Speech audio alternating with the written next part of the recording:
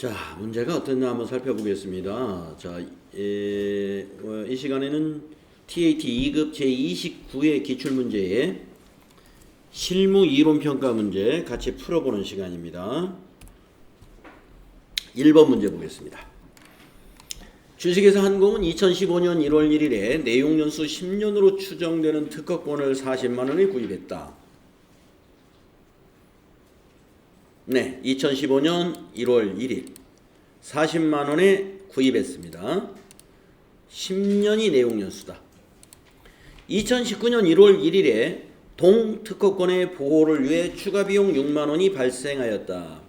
2019년도 손익계산서에 계상될 특허권 상각비는 얼마인가 이랬습니다. 2019년도 거. 자, 2019년도 상각을 한번 해보겠습니다. 자, 40만원에 취득을 했는데 2018년도까지는 40만원에 대한 10년 상각을 해야 되겠네요. 그죠? 왜 그러냐면 2019년 1월 1일에 6만원의 자본적 지출이 있었어요. 예, 특허권 보호를 위해서 추가로 6만원을 발생했다는 것은 특허권의 취득원가에 6만원의 변동이 생긴 겁니다. 자, 그러면 여러분 어떻게 계산해야 될까요? 자, 메모장에다 한번 계산하는 프로세스를 적어보면 이 문제는 자, 2015년부터 2018년까지의 이 특허권 상각비가 동일하죠. 매년. 어떻게 동일합니까? 40만원을 10년으로 나누면 얼마씩이에요? 4만원이죠. 매년 4만원. 몇 년도까지? 2015, 2016, 2017, 2018. 그러면 이게 모두 4년간 그렇다 이겁니다. 4개년. 그러면 4년 동안의 감가상각비는 어떻게 돼요? 4만원 곱하기 4년 하니까 16만원이 되겠네요. 그렇죠? 예. 그러면 2019년 기초 특허권이 얼마라는 얘기예요? 기초 장부가액 특허권의 기초금액은 이렇게 되겠죠. 처음에 40만원에 샀고 거기에서 4년간 감가상각을 한 것이 16만원이란 말이에요. 우리가 이제 무형자산은 감가상각이라는 표현을 안 하죠. 무형자산 상각이라고 합니다. 예, 감가상각은 유형자산에서 쓰는 표현이고 무형자산은 무형자산 상각, 직접 상각이에요. 그렇기 때문에 차감 개념을 사용하지 않는다 이 말이죠. 따라서 24만원의 장부금액이 2019년 기초 특허권 장부금액이에요. 이게 장부금액이에요. 그런데 2019년도에 무슨 일이 벌어졌냐면은 추가 비용 6만원이 발생합니다. 1월 1일에. 그러면 여기에다가 메모장 어디 갔어? 예. 여기에다가 기초에다가 6만원을 추가 비용 더해야죠. 예, 이렇게 더하면 2019년도 특허권 상각 대상 금액은 24만원이 아니라 30만원이 되겠다 이런 얘기입니다. 자, 그러면 이 30만원을 몇 년으로 나눠야 되느냐? 30만원을 우리가 그동안 내용연수 10년 중에서 4년은 4만원씩 상각했죠. 그럼 남은 건 6년 남았잖아요. 그래서 이제 총 10년이니까 내용연수는 10년으로 예상된다 그랬으니까 이제 4만원씩 4년 했고 요거는 6년간 해야 되니까 얼마씩 해야 될까요? 6년간 5만원씩 해야 되겠네요. 그쵸? 6, 5, 30이니까. 그래서 여기 오는 것은 5만원. 이게 바로 2019년 특허권의 상각비가 되겠습니다. 2019년도부터 6년간 이렇게 해야죠. 2019, 2020, 2021, 2022, 2023, 2024. 2024년까지. 6년간이니까. 그래서 답은 얼마예요? 5만 원이 답이 돼야 되겠다.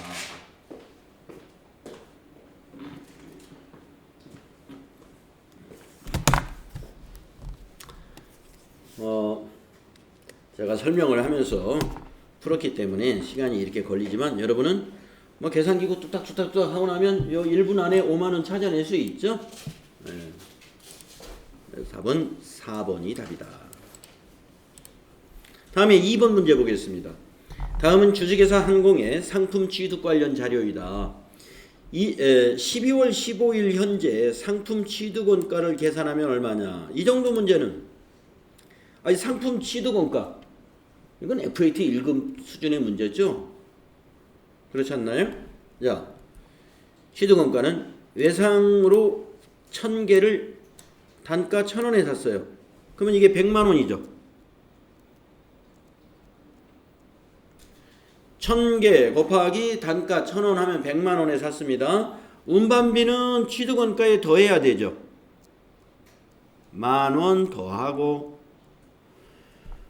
매입 애누리 이건 빼주는 거죠. 5,000원은 빼주고 매입 할인 이것도 빼주는 거죠. 10,000원 빼주고 이게 바로 취득 원가죠. 그래서 더할 건 더하고 뺄 건 빼주니까 자 100만 원에서 10,000원 더했다 10,000원 빼면 또 이거 두 개 서로 상계 처리해버리고 5,000원만 빼주면 되니까 100만 원에서 5,000원 빠진 거 답은 3번이겠다. 99만 5,000원. 예. 뭐 2번 문제는 재고자산 취득원가 문제니까 뭐 이거는 여러분 재고자산의 취득원가나 뭐 유형자산의 취득원가나 취득 시 발생하는 모든 재비용은 취득원가에 다 포함해야 되고요. 예. 우리가 재고자산에서는 빼주는 게 세 가지가 있잖아요. 매입 애누리, 매입 환출, 매입 할인. 요 세 개는 빼야 된다. 잘 이해가 되셨죠? 3번 문제. 다음 중 판매자의 기말 재고자산에 포함되지 않는 것은 이랬어요. 이것도 FAT 1급으로도 많이 나오는 문제죠. 자, 판매자의 기말 재고자산에 아닌 거. 자, 1번을 보니까 선적지 인도 기준으로 판매했네요. 그러면 선적했으면 우리 게 아니에요. 포함하지 말아야죠. 그런데 선적이 완료되지 않았대. 선적이 완료되지 않은 것은 재고자산이죠. 그래서 이거는 답이 아니고 2번 기말 이전에 매입자의 매입 의사가 표시된 시송품 매입 의사가 표시된 시송품은 매입자 거지 판매자 게 아니죠. 그래서 답은 판매자의 기말 재고자산이 아닌 거 2번. 매입자가 매입하겠다는 의사를 표시했다는 거 아닙니까? 그러면 이건 매입자의 재고자산이 되는 거죠. 판매자 것이 아니죠. 3번은 뭐라고 그랬습니까? 기말 연재 수탁자가 판매하지 못한 위탁상품. 자, 수탁자가 판매하지 못한 것은 위탁자의 재고자산이에요. 예, 그래서 우리는 판매자가 위탁자니까 우리 것 재고자산이고 4번은 기말 연재 담보로 제공된 재고자산. 담보의 제공은 판매가 아니기 때문에 판매자의 재고자산으로 재고자산이다. 답은 2번이 되겠네요. 다음 4번 문제 보겠습니다. 회계정보의 질적 특성은 서로 상충될 수가 있다. 그렇죠. 여러분 회계정보 질적 특성에서 서로 상충된다는 거 아시죠? 신뢰성과 목적 적합성은 서로 좀 상충되잖아요. 신뢰성을 좋게 하려다 보면 목적 적합성이 좀 부족하게 되고 이런 것을 우리가 질적 특성 간의 상충 효과 서로 상충된다. 가나다라에 들어갈 질적 특성으로 옳은 것은 이랬습니다. 자, 유형자산을 역사적 원가로 평가하면 여러분 역사적 원가가 뭔지 아세요? 유형자산을 역사적 원가로 평가했다. 무슨 뜻일까요? 김수진 씨. 유형자산을 역사적 원가로 평가했다는 말은 무슨 뜻일 것 같아요?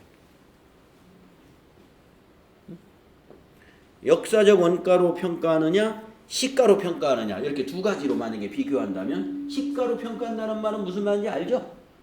시가, 현재 가치로 유형자산, 건물 같은 거를 현재 가치로 재무상태표에 표시한다. 이게 시가로 평가한다는 뜻이에요. 근데 역사적 원가로 표시한대. 그럼 어떻게 표시한다는 걸까요? 시가 아니면 뭘로 표시한다? 역사적 원가. 그 옆에 사람. 역사적 원가는 뭘 말하는 것 같아요?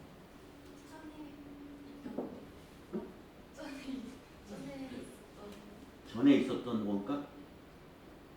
그러니까 취득 원가를 말하는 거죠. 예. 취득 원가. 응? 역사적 원가 하면은 그 유형자산을 취득했던 원가. 예. 그래서 유형자산을 역사적 원가로 평가하면 이 말은 취득했던 가격으로 평가하면 이 말이에요. 일반적으로 검증 가능성이 높으므로, 검증 가능성이라는 건 뭐예요? 누가 봐도 이건 인정한다 이 말이에요. 자, 우리 회사가 영업소 건물을 금년에 아니면 1년 전에 또는 5년 전에 10억에 샀다. 10억에 샀어요.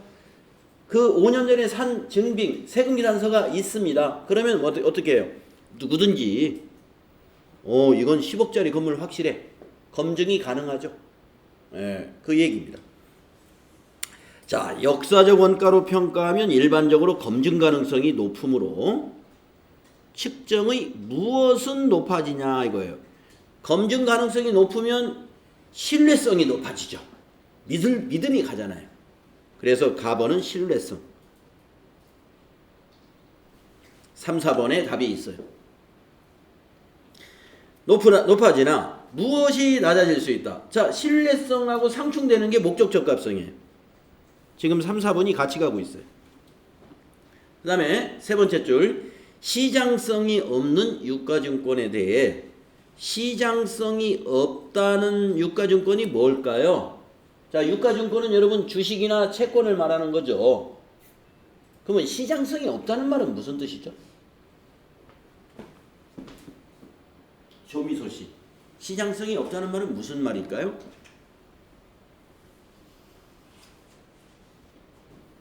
시장성이 없는 유가증권이라고 했는데 시장성이 없다는 말은 무슨 말일까요?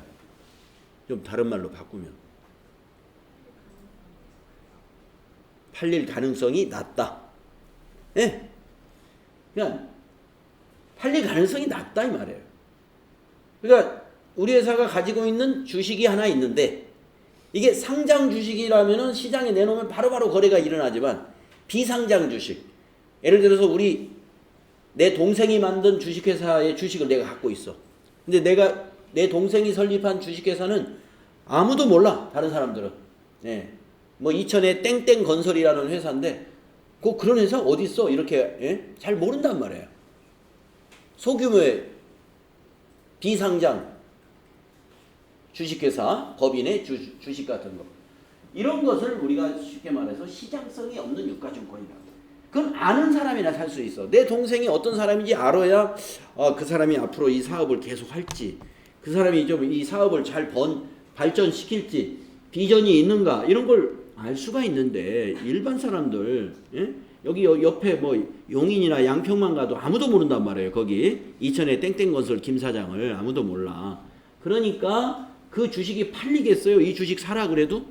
그게 바로 시장성이 없는 유가증권입니다. 예를 들면 비상장 주식 같은 거예요. 자, 시장성 없는 유가증권에 대해 역사적 원가를 적용하면, 자, 내가 그걸 샀을 때 원가, 역사적 원가를 적용하면 자산가액 측정치에 무엇은 높아지느냐? 역사적 원가를 적용하니까 그 주식이 진짜 그 가격으로 거래가 됐었단 말이에요. 그러니까 검증 가능성일까요? 표현의 충실성일까요? 검증 가능성이죠. 역사적 원가를 적용하면은 자산가액 측정치의 검증 가능성은 높아집니다. 예. 그러니까 그 주식을 그 가격에 샀다는 그 역사적 원가, 취득 가격, 그걸 적용하니까 누구든지 그건 검증이 가능합니다. 그래서 검증 가능성은 높으나 유가증권의 공정가치를 나타내지 못하여, 이 공정가치가 뭐예요? 현재 시가. 이게 거래가 안 되니까 현재 시가가 어떻게 되는지 알 수가 없어. 예. 만약에 5년 전에 동생이 설립한 주식회사의 법인의 건설회사 주식을 내가 가지고 있는데 5년 전에는 그 동생이 아주 의욕적으로 말이죠. 앞으로 아주 뭡니까? 장래 있는 그런 건설회사를 운영할 거다라는 그 의욕을 가지고 창업을 했는데 한 5년 지나더니 지금 비실비실해. 예를 들면 그러면은 공정가치가 지금 주식 가격이 떨어졌을 거 아니에요. 그래서 유가증권의 공정가치를 나타내지 못하여 무엇과 목적 적합성이 낮아진다. 이제 남은 건 3번밖에 없으니까 표현의 충실성과 목적 적합성은 낮아진다. 그래서 이 시장성이 없는 유가증권은 현재의 공정가치를 표시하지 못하니까 표현의 충실성이 낮아지는 것이다. 이런 얘기가 되겠습니다. 그래서 이거는 여러분이 여기 가나 다까지 읽었을 때 정답이 3번이다라는 걸 믿고 3번을 찍고 넘어가야 돼요. 네. 다음 5번 문제 보겠습니다. 다음 중 자본에 대한 회계 처리로 옳지 않은 것은 이 자본에 대한 회계 처리 TAT 2급 여러분들 응시하려면은 자본에 대한 회계 처리 좀 더 공부해야 됩니다. FAT 1급에서도 자본에 대한 회계 처리 이론 문제가 최근에는 많이 나오고 있어요. 여러분이 이제 내일 풀어볼 FAT 1급의 32회인가요? 31회인가요? 거기 이제 이론 문제 보세요. 분명히 자본 관련 거래에서 한두 문제 나왔습니다. 과거에는 자본 관련 거래에 대한 이론 문제 별로 안 나왔습니다. 최근에 많이 나오고 있으니까 그건 뭐냐면은 이제 자산부채 수익 비용에 대한 것만 문제를 내니까 이제 더 이상 문제 낼 것이 없는 거예요. 그러니까 이제 자본적으로 문제가 자본적 문제가 좀 어렵다면 좀 어려워요. 자본 거래가 일상적으로 일어나는 이런 손익 거래나 이런 그 일반적인 거래가 아니기 때문에.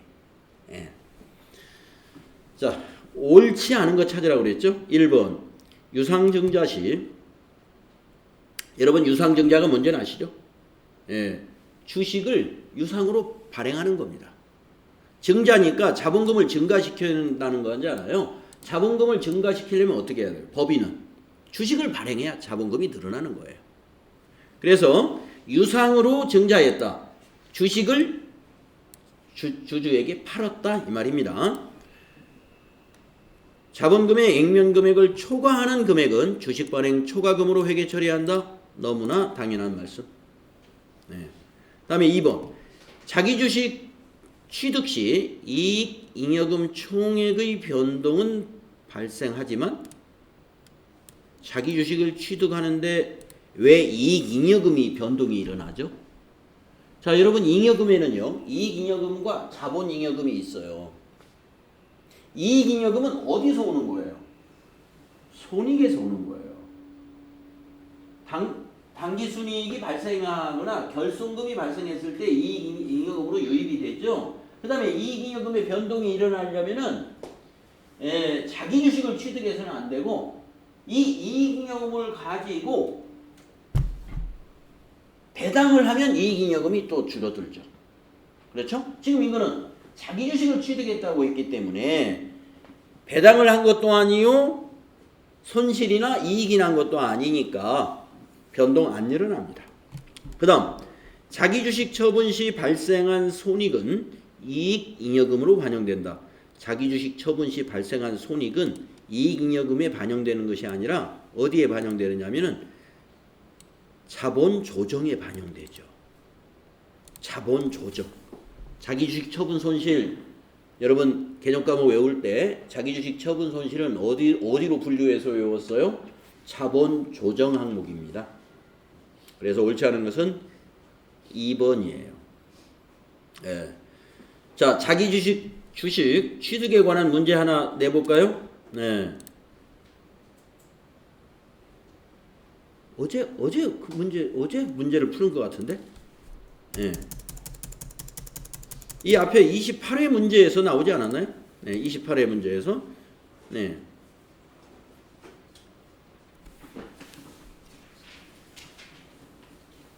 (28회) 자기 주식 취득에 관한 문제 기억이 나는데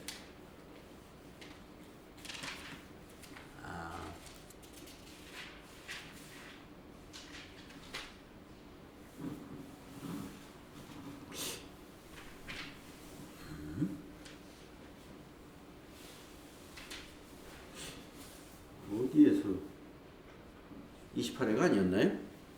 네. 자, 이겁니다.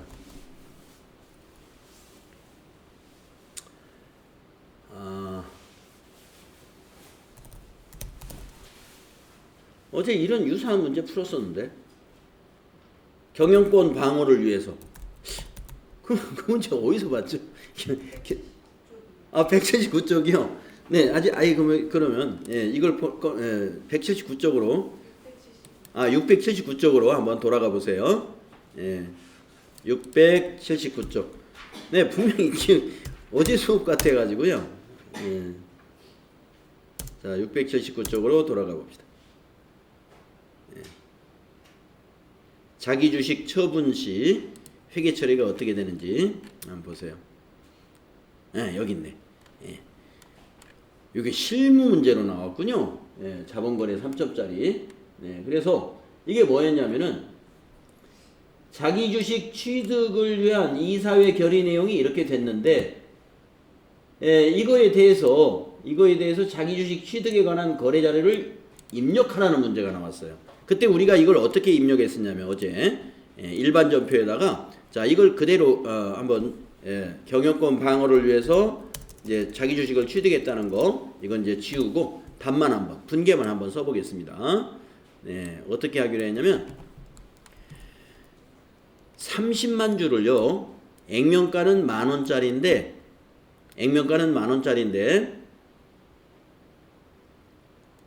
이건 발행 주수. 네, 30만 주가 아니네요. 만주를 주당 12,000원에 삽니다. 만주를 12,000원. 그러면은 액면가는 10,000원짜리예요. 그것을 보통예금으로 지급했어요. 그러면 우리가 이거 분계를 일반 전표에다 어떻게 입력을 했으냐? 차변에 자본금 1억 원. 자본금 1억 원은 어떻게 계산했어요? 만주 곱하기 액면가 10,000원. 만 곱하기 만이죠. 이게 자본금이죠. 이게 뭐예요? 자본이 감소하죠.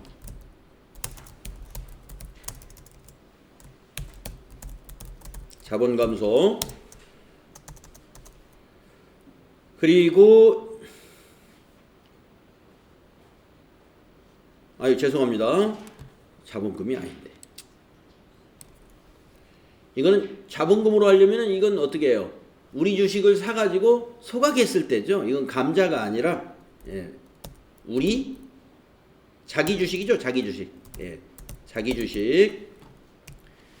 주식으로 회계 처리하시고 자기 주식으로 1억이 아니라 1억 2천이에요. 그냥 제가 감자로 잠깐 착각했어요. 딴 생각을 해가지고 대변의 보통예금 1억 2천 이렇게 합니다. 우리가 지난 시간에 자기 주식을 취득했을 때 분계를 이렇게 입력했단 말이에요. 자산 감소. 그러니까 아까 보기에서 이 얘기했던 자기 주식을 취득하면 이익잉여금의 변동이 생긴다. 이익잉여금 변동 없잖아요. 자기 주식은 뭐예요? 자기 주식은 자본 조정 항목이에요. 자본 조정의 변동이 생기는 거죠. 그렇죠? 그 다음에 처분하면 이익잉여금에 또 변동이 생긴다고 그랬죠? 자, 그러면 위 자기 주식을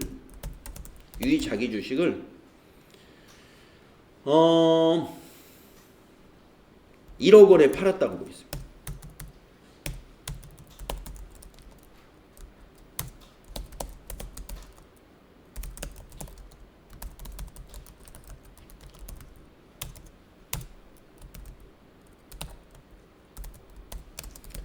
이렇게 되었다고 보겠습니다.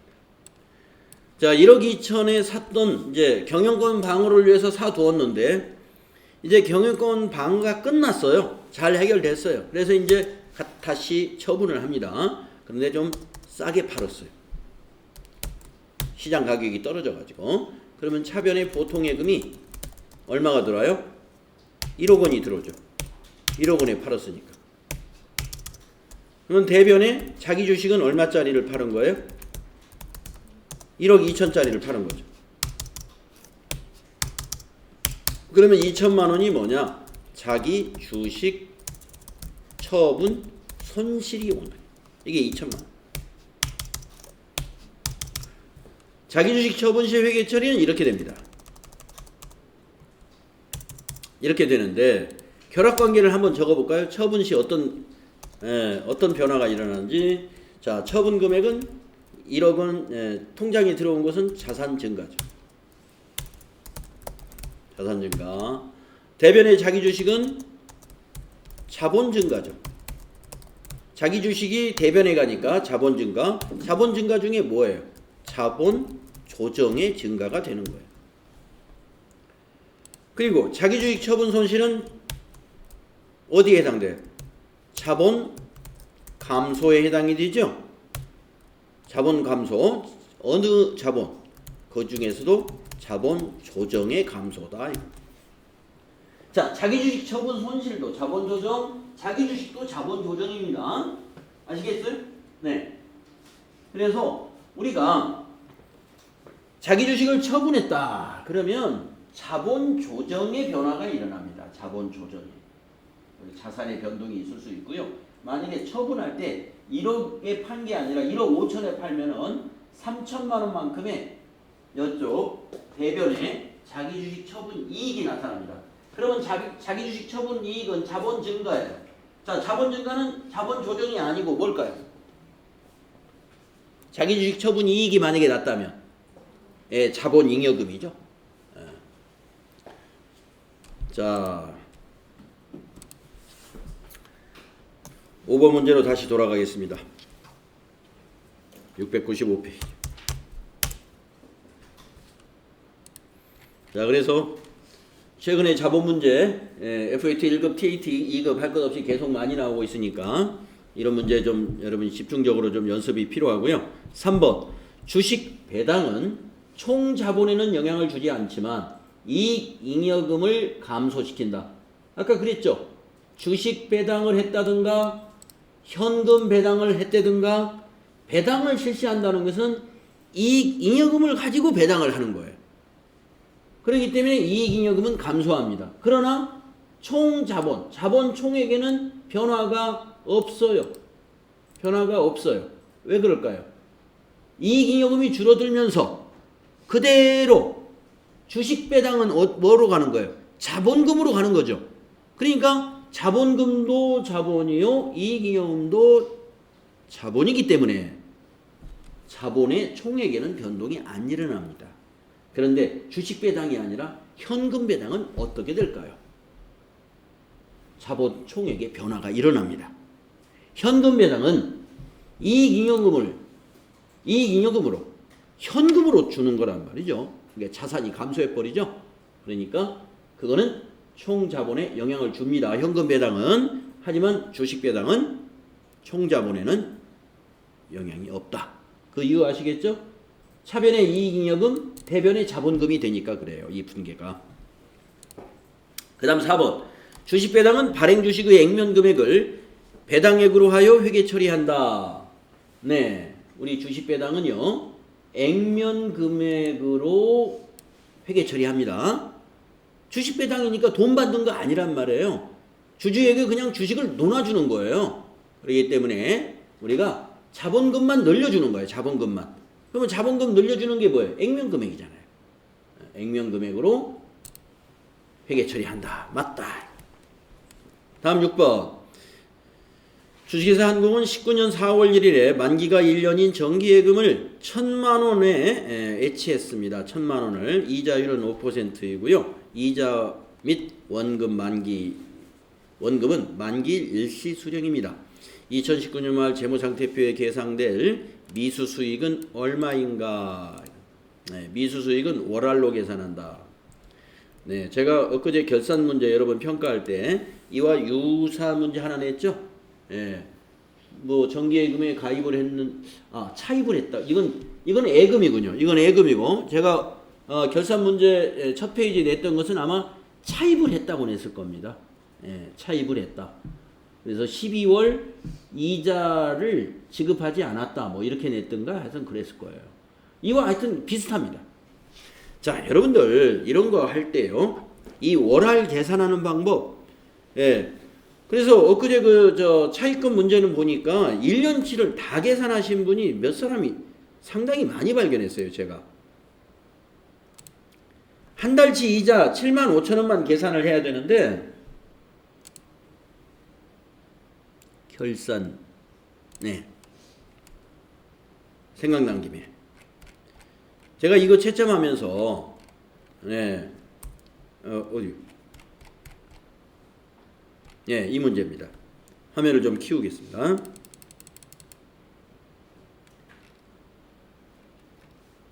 아이고, 예. 이거 기억나시죠? 농협에서 차입한 차입금이라고 했군요. 장기 차입금 3,000만 원에 대한 12월분 이자는 다음 달 10일 날 납부할 예정이에요. 이자율은 연 3%랍니다. 12월 이자에 대해서 결산 정리를 하시오라고 했는데 계산을 이렇게 했어요. 30만 원 곱하기 3%. 그래서 90만 원. 90만 원 모두를 회계 처리했습니다. 차변에 이자 비용 90만 원, 대변에 미지급 비용 90만 원. 지금 여기 보면은 월할 계산하라고 그랬잖아요. 월할 계산하며 11월 달까지는 이자는 정확히 계상되었습니다. 그러면 11월까지는 이자가 다 장부에 반영이 됐으니까 내년 다음 달 1월 11일 날 납부 예정인 12월분 이자만 반영하시오. 즉 한 달치만 반영하세요. 그래요. 90만 원을 12로 나눠야죠. 90만 원으로 했던 사람 여기 분명히 있죠. 예. 자, 여기서는 차입금이고 지금 우리는 예금입니다. 이 문제는. 이 문제에서는 예금이에요. 그러면 예금을 언제 했느냐 이거예요. 4월 1일 날 했죠. 그러면 4월, 5월, 6월, 7월, 8월, 9월, 10월, 11월, 12월이면 이게 몇 달인지를 세야 된다 이겁니다. 예. 그러니까 4월 1일부터 내년 3월까지니까 9달치겠죠. 하나, 둘, 셋, 넷, 다섯, 여섯, 일곱, 여덟, 아홉. 그래야 9달하고 요 내년 거 3월하고 합치면 12달이 되는 거지 아니겠어요? 그러니까 9달치 뭐를 계산해야 돼요? 이자를 계산해야지. 9달 이자 계산하려면 어떻게 해야 돼요? 예. 9달 이자 계산을 하면 이렇게 해야 되죠. 원금 얼마예요? 1,000만 원 곱하기 연 이자율 얼마입니까? 5% 곱하기 9달 나누기 12달. 이렇게 계산기 두들기면 그냥 답이 나오죠. 네. 자, 1,000만 원 곱하기 5% 했더니 50만 원 나오네요. 곱하기 9 나누기 12 했더니 37만 5천 원이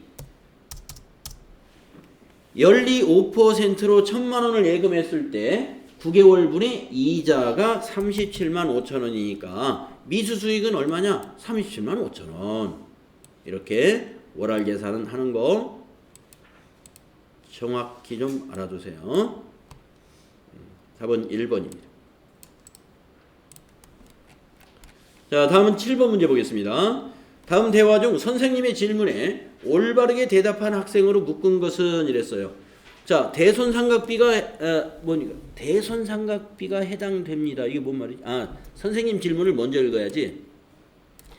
재무상태표에 포함되는 개정 과목의 예를 한 가지씩 발표해 보세요. 자, 올바르게 대답한 학생. 대손삼각비는 이 학생은 틀렸습니다. 대손삼각비는 손익계산서로 가야지 재무상태표로 가는 게 아니죠. 단기 매매증권 평가이익 손익계산서로 가야죠. 매도가능증권 평가이익, 그렇죠. 이거는 평가이익이지만 자본에 해당되니까 재무상태표로 표시가 되겠죠. 주식발행 초과금, 아까 나왔던 자본잉여금이죠. 주식발행 초과금, 자본잉여금, 자본이니까 재무상태표에 표시됩니다. 은희철수 4번이 답이라고 그렇게 찍으셨나요? 자, 여기까지가 8번까지인가요? 네, 8번까지가 이제 재무회계 문제네요. 자, 8번 문제 보겠습니다. 다음은 주식회사 한공의 2019년 매출채권 및 대손충당금에 대한 자료이다. 2019년 결산 시 대손충당금 분계로 오른 것은 이랬습니다. 네, 자, 대손충당금 분계는 결산 때 어떻게 해요? 매출채권 잔액에 대해서 일정 비율을 곱한 다음에 그 다음에 대손충당금 잔액을 뺀 보충법으로 하죠. 여기서 그렇게 나왔네. 보충법을 적용한다. 자, 보겠습니다. 기초 매출채권이 50만 원이 있었고 기초 대손충당금은 8만 원이 있었다는 거고 9월 달에 회수불능 매출채권에 대손 처리가 3만 원이 있었어요. 그러면은 자, 여기서 변화가 일어나는 거. 이 3만 원의 대손 처리를 할 때 회계 처리를 여러분이 어떻게 해야 돼요? 차변에 대손충당금 여기서 3만 원 빼야 되죠? 그러면 대변에는 이제 매출채권이 되죠. 그러면 여기 대손충당금은 얼마가 됐어요? 5만 원이 되고 이 매출채권은 이제 얼마가 됐어요? 3만 원이 빠지니까 47만 원이 된 상태네요. 9월 10일 상태가. 자, 12월 31일 매출채권이 70만 원이 됐네요. 그러면 이건 의미 없고 대손 추정률은 10%다 이럽니다. 그러면은 70만 원의 10%가 7만 원으로 대손 충당금을 설정해야 된다 이거죠. 근데 지금 대손 충당금이 얼마가 돼 있어요? 5만 원이 있잖아요. 그럼 모자라는 거 얼마예요? 2만 원만 추가 설정하면 7만 원으로 설정되는 거죠. 이것이 보충법이에요. 예. 그러면 2만 원짜리 분계를 찾아라 이거예요. 2번에 있지 않냐. 답이 2번이겠습니다. 네. 자, 이런 8번 정도 문제는 네, 뭐 아까 여기 7번의 문제도 그렇고 8번 문제도 그렇고 FAT 1급에서도 얼마든지 나올 수 있는 수준의 문제다. 자, 9번부터 부가가치세 문제입니다. 영세율 과세 대상에 해당하지 않는 것. 대행 위탁 수출 영세율입니다. 외국 항행 용역 영세율이죠. 내국 신용장 영세율입니다. 국가에 무상으로 공급하는 재화는 면세죠. 면세. 국가에 무상으로 공급하는 재화는 면세를 적용해줘요. 그래서 4번이 영세율이 아니다. 영세율과 면세는 다른 거죠. 다음 10번. 다음은 컴퓨터 제조업을 영위하는 주식회사 한공의 2019년 1기 부가가치세 확정신고 기간의 자료입니다. 이를 토대로 부가가치세 납부세액을 계산하면 얼마입니까? 자, 여러분 납부세액은 어떻게 계산하는 거예요? 납부세액은 매출세액에서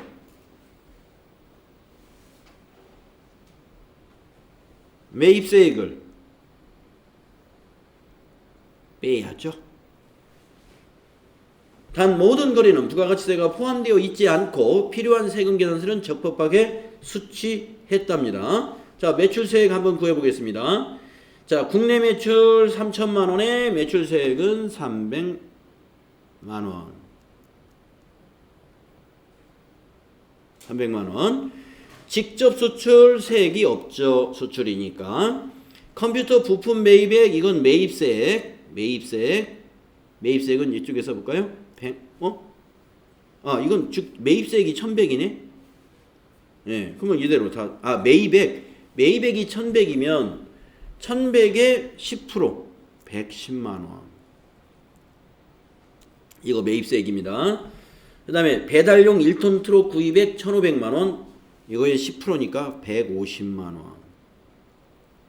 매입세액입니다.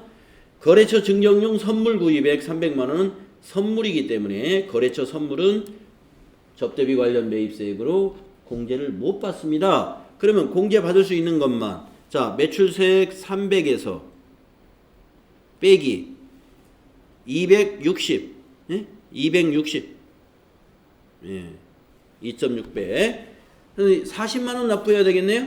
답은 2번이 되겠네요. 다음 11번. 다음 중 부가가치세법상 전자세금 계산서에 대한 설명으로 옳은 것은 이랬습니다.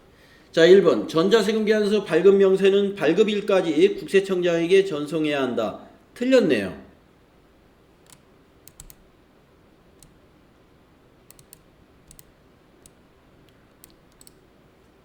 틀렸어요, 이건. 금재진 씨, 우리 전자세금 계산서는 발급 명세는 언제까지 국세청장에게 전송해야 하죠?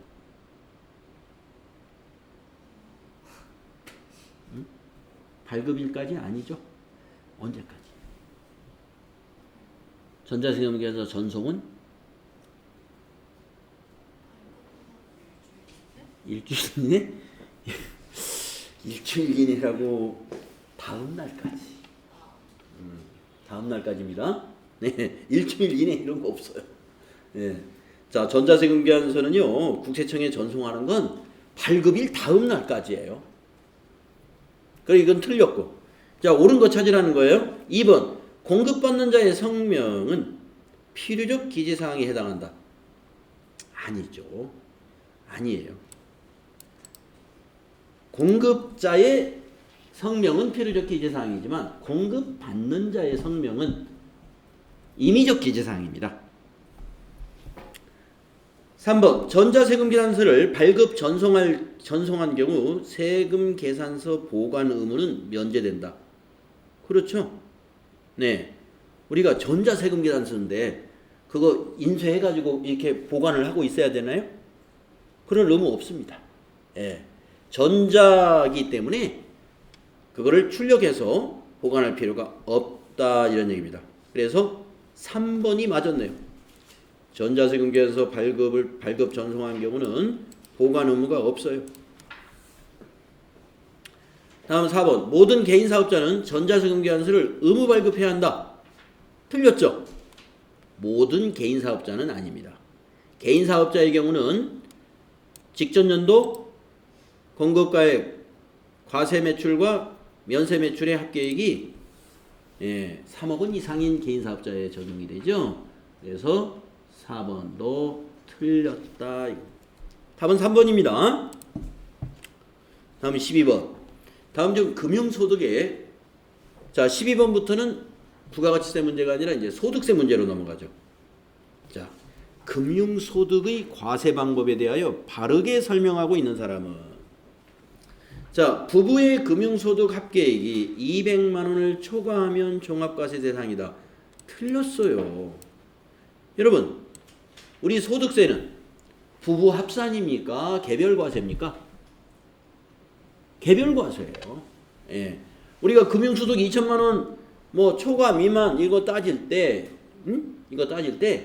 개인별로 얘기하는 거지 부부 합산 가지고 하지 않습니다. 그래서 틀렸고. 그다음에 그 옆에 상화. 원천징수되지 않은 이자소득은 조건부 종합과세 대상입니다. 아니야죠.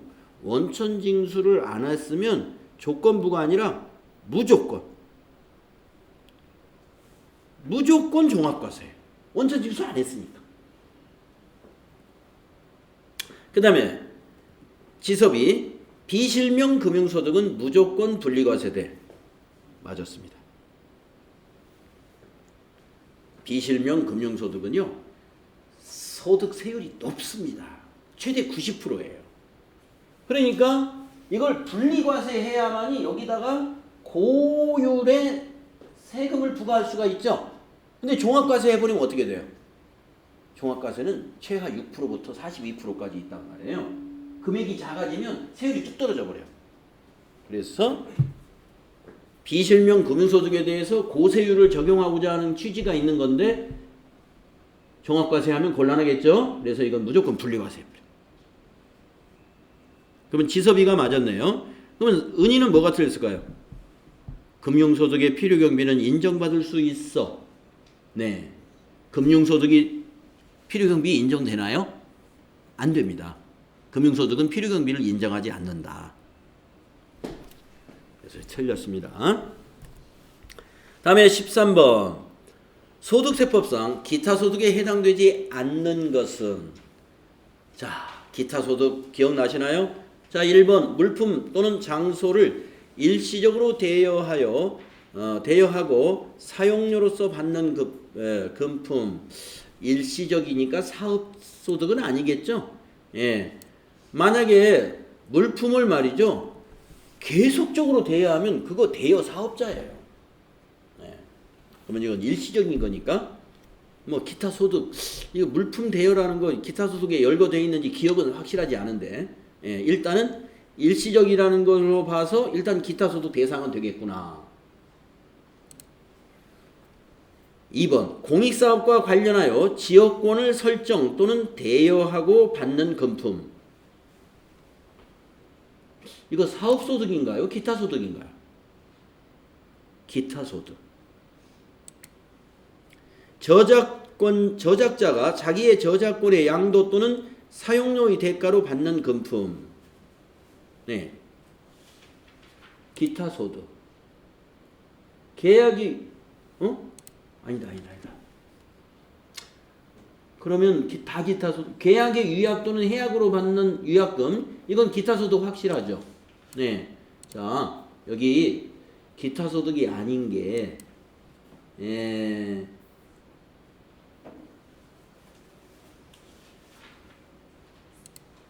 공익사업과 관련한 지역권을 한번 볼까요? 이게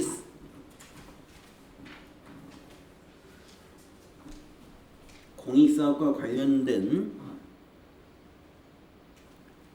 그거는 기타소득에 있을 거예요. 자, 기타소득 열거된 거 한번 보겠습니다. 130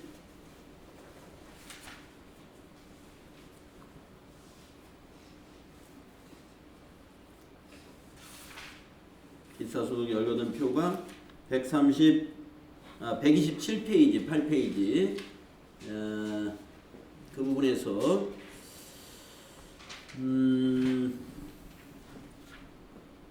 네, 127페이지 기타소득 표에 보시면 위에서 하나, 둘, 셋, 네 번째 줄에 두 번째 점, 공익사업과 관련하여 지역권, 지상권을 설정하거나 대여함으로써 발생하는 소득은 기타소득이고, 필요경비를 60% 인정하는 기타소득이에요. 네, 그러면 3번이에요. 3번. 네. 자, 저작자가 자기의 저작권의 양도나 사용의 대가로 받으면 저작자니까 사업소득이죠. 그러면 저작자가 아닌 사람이면 이게 기타소득에 해당이 됩니다.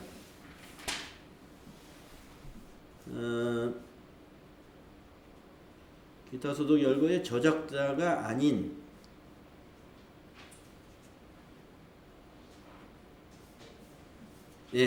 자, 128페이지. 자, 128페이지에 기타소득 열거된 거 표에 거기 실제 필요경비라고 되어 있는 필요경비 쪽에 위에서 점이 하나, 둘, 셋, 네 번째 점. 하나, 둘, 셋, 네 번째 점을 읽어보면 저작자 또는 실현자, 음반 제작자, 방송사업자 외의 자가. 예. 근데 여기는 뭐예요? 저작자잖아요. 저작자 외의 자가 아니죠.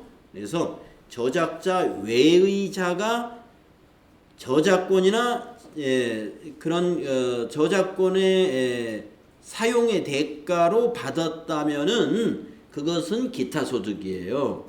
자, 근데 그런 사람이 누가 있을까요? 저작자가 아닌데 어떻게 저작권 인세 같은 걸 받을 수 있을까요? 상속을 받으면 그렇게 되겠죠? 예. 만약에 이제 나의 상속자, 그러니까 내 부모님이나 아니면 내 배우자나 내 부모님이 저작자였어요. 근데 내 부모님이 돌아가셨어. 그러면 이제 상속을 받죠, 자녀가. 그런 경우는 기타 소득이에요. 그런데 여기서는 저작자가 직접 소득을 얻은 것이니까 이거는 사업에 해당이 되는 거예요. 그래서 3번은 사업소득이다. 예. 우리 기타 소득에 열거된 것들이 굉장히 항목이 많습니다. 그래서 기타 소득에 해당되지 않는 것 찾는 거 쉽지 않을 텐데요. 여기 3번은 사업소득. 다음에 14번 보겠습니다. 다음 중 주식회사 한공에 근무하는 거주자 윤성빈 씨의 2019년도 근로소득에 대한 연말정산 관련 자료이다. 종합소득 공제 중 인적공제는 얼마냐? 인적공제가 얼마냐? 제가 여러분들 소득세 연말정산 문제, 인적공제 이거 계산하는 문제 하나 냈어요. 자, 인적공제 한번 계산해 봅시다. 자, 윤성빈 씨 인적공제는 어떻게 될까요? 자, 윤성빈 씨의 총 금액은 5천만 원인데 부양가족이 배우자가 있고 총 급여가 480만 원. 그러면 해당되죠? 총 급여가 500만 원까지는 배우자는 소득이 없는 걸로 해당이 되죠. 그러니까 기본공제 대상자 여기 본인 포함되어서 이 두 사람. 장남을 볼까요? 대학생이고 19세예요. 19세 대학생 나이는 문제없죠? 일용근로소득은 금액이 얼마가 되든 상관없죠? 3명. 차남 17세 고등학생 해당되죠? 4명. 부친 그런데 나이는 상관이 없는데 70세이니까 상가 임대소득 금액이 200만 원이 있어요. 그러면 상가 임대소득 금액이라는 것은 사업소득이죠? 예. 상가 임대소득이니까 이건 상가 임대 사업자라는 얘기예요. 그러면 소득 금액이라는 건 뭐예요? 경비를 뺀 거예요. 그래서 200만 원이면 100만 원을 사업소득 금액이 100만 원을 넘었어요. 그러면 부치는 안 됩니다. 부치는 왜 안 되느냐? 소득 때문에 안 돼요. 자, 그러면 기본공제 대상자가 4명입니다. 곱하기 150만 원 하면 4명 곱하기 150 하면 600이죠. 예. 자, 추가 공제가 더 있나요? 자, 추가 공제. 배우자가 있으니까 한부모 아니니까 추가 공제 없고. 추가 공제 없죠. 예. 그래서 답은 600만 원. 예. 3번. 3번이 답이 된다. 아버지만 잘 골라내면 됩니다. 다음 15번. 다음 중 신용카드 등 사용금액에 대한 소득공제 적용 대상에 해당하는 것은 자, 우리 신용카드 사용금액에서 말이죠. 적용을 안 해주는 신용카드 사용금액이 많잖아요. 예를 들어서는 학교 등록금을 신용카드로 냈다. 자동차를 신용카드로 샀다. 세금을 신용카드로 납부했다. 전기요금, 전화요금을 신용카드로 납부했다. 이건 사용금액에 안 넣어줘요. 그런 것들을 말하는 거예요. 자, 사용금액에 대한 적용 대상에 해당하는 거. 정치자금법에 따라 정당 등에 기부하는 정치자금. 정치자금 신용카드로 된 거 인정 안 합니다. 이거 저기는 해줘요. 정치자금 세액공제, 그러니까 기부금 세액공제는 해주지만 신용카드 사용금액으로는 인정 안 한다. 소득공제는 안 해준다 이거. 다음에 소득세법에 따라 월세 세액공제를 적용받은 월세액 신용카드 사용금액, 월세액 세액공제는 해주지만 월세액 세액공제를 해줌으로써 월세가 이미 다 드러났잖아요. 예, 월세가 다 드러났기 때문에 거기다가 또 신용카드 소득공제까지는 안 해주겠다. 안 내줍니다. 그 다음에 리스료. 자, 리스를 운영하는 기업은 아주 중소기업 이상 기업들이에요. 그렇기 때문에 기업들이 말이죠. 결제를 여기에서 리스료 사용을 누락시킬 리가 없습니다. 리스료 수입에 대한 것을. 리스는 또 이게 면세잖아요. 그렇기 때문에 신용카드 사용금액 이거 리스료 신용카드 사용금액 신용카드 소득공제로 인정이 안 돼요. 자, 4번 학원의 수강료 이거는 인정을 해줍니다. 자, 학원이 개인사업자죠. 학원이 개인사업자이기 때문에 학원의 수강료를 신용카드를 안 쓰고 그냥 현금 거래를 하게 되면은 현금 영수증 발행을 안 할 수가 있어요. 그렇기 때문에 신용카드를 권장하는 겁니다. 학원 수강료는 신용카드로 좀 내주세요 하고 권장하고 있는 거예요. 학원이 뭐를 누락시키니까? 학원의 매출액을 누락시키니까. 그래서 이런 경우는 이 학생이 유치원 학생 취학 전 학생이면 어떻게 돼요? 교육비 세액공제도 되고 신용카드 소득공제도 해주고 이중으로 해주죠. 예. 근데 이 학생이 중학생이면 어떻게 돼요? 교육비 세액공제는 안 해주고 신용카드 소득공제만 적용해주죠. 학원 수강료에 대해서는 학원 수강료를 신용카드로 납부했어요. 근데 그 수강료 대상이 미취학 아동이면 두 가지를 다 해준다 이거예요. 근데 취학 아동이면 학교 다니는 학생이면 교육비 세액공제는 없고 신용카드 사용금액 소득공제만 해준다. 답은 4번인 겁니다. 자, 29의 풀이를 한번 해봤는데요. 이 정도 문제면 10개는 충분히 맞출 수 있는 그런 수준의 문제구나 이렇게 생각이 되는데요. 여러분 어떠셨는지 모르겠어요.